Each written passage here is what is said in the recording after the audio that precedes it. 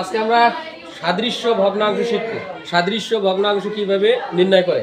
তো বোর্ডে আমাদের কয়েকটা অঙ্ক দেখা যাচ্ছে যে সাদৃশ্য মানে একই রকম দেখতে হবে। কেমন হবে দেখতে? একই রকম। তাহলে দেখো আমাদের এদের ক নাম্বার অঙ্ক যদি করতে যাই এদের সাথে দুইটারই যেন মিল থাকে, তাহলে প্রথম ভগ্নাংশে এই অংশটাতে দেখো 2.23 এর উপর পৌনঃপুনিক, আর দ্বিতীয় ভগ্নাংশে দেখো 5.23 পৌনঃপুনিক 5 পৌনঃপুনিক। তাহলে আমাদেরকে এখানে আবৃত দশমিক এবং অনাবৃত দশমিক ভগ্নাংশ খুঁজে বের করতে হবে কতটা সংখ্যা রয়েছে। তাহলে প্রথম অপশনটাতে দেখো যে এখানে আমরা যদি প্রথম অংশটা করতে যাই তাহলে লিখবো এখানে যে অনাবৃত সংখ্যা, অনাবৃত সংখ্যা, রাইট। অনাবৃত মানে যার উপর পৌনঃপুনিক থাকবে না। তাহলে দেখো তো প্রথম দশমিক ভগ্নাংশে অনাবৃত সংখ্যা কয়টা? একটা। দ্বিতীয় ভগ্নাংশে কয়টা? একটা। একটা। তাহলে এখানে অনাবৃত সংখ্যা হবে কয়টা? দুইটা। দুইটা।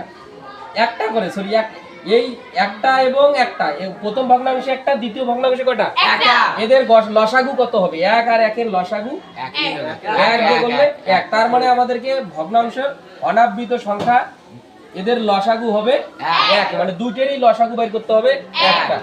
আর আবৃত সংখ্যা,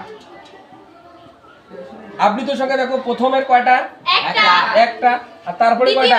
তাহলে একটা হচ্ছে একটা আর একটা হচ্ছে দুইটা। এদের লসাগু কত?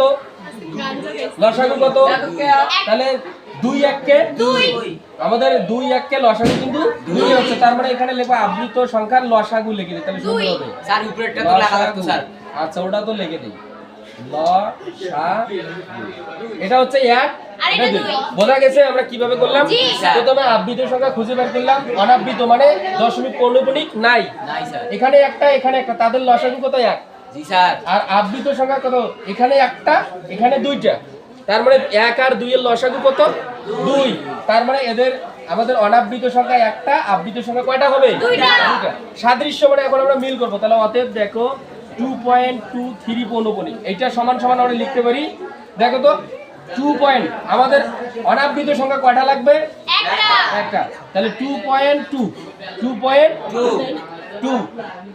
ঠিক আছে। কিন্তু আবৃত সংখ্যা কয়টা? অনাবৃত কিন্তু একটা হয়েছে, দুইটা। তাহলে দেখো তো পৌনঃপুনিক কার উপরে আছে? 3 এর উপরে। এই 3টা বারবার রিপিট হবে। এই দেখো দুইটা পৌনঃপুনিক হয়েছে, আর আবৃত সংখ্যা হয়েছে দুইটা।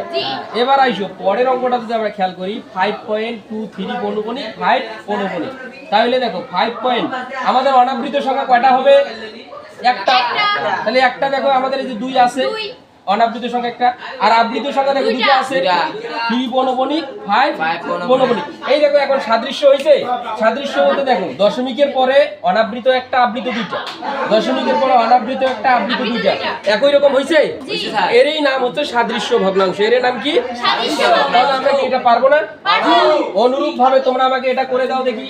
Okay sir. সাদৃশ্য ভগ্নাংশ এবং এর সাদৃশ্য ভগ্নাংশ কি হবে?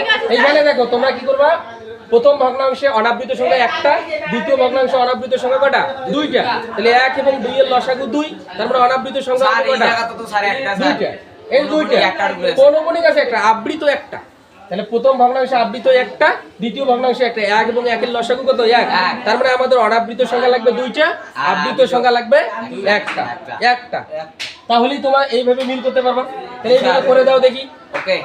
জি স্যার, দাও স্যার। ভিডিও বাদ দাও।